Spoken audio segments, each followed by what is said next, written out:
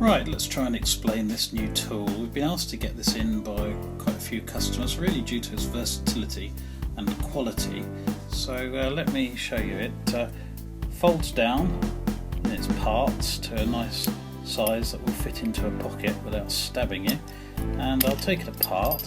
This is held in by a small ball joint thing there, and out comes the Phillips head and hex head section, and here's the kingpin and axle section. Now the clever thing is it all folds back in together, so we'll take this and put this in here,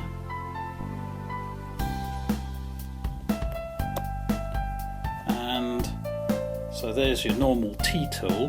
What is very clever is you see there's a nice deep hole there which will take your bolts down there, so if you tend to have lots of bolt hanging off the end of your nuts, it will cope with that, so you can get it over and down onto your nut. And we'll just take this out, try and do it again with one hand, sorry about this, and take that out.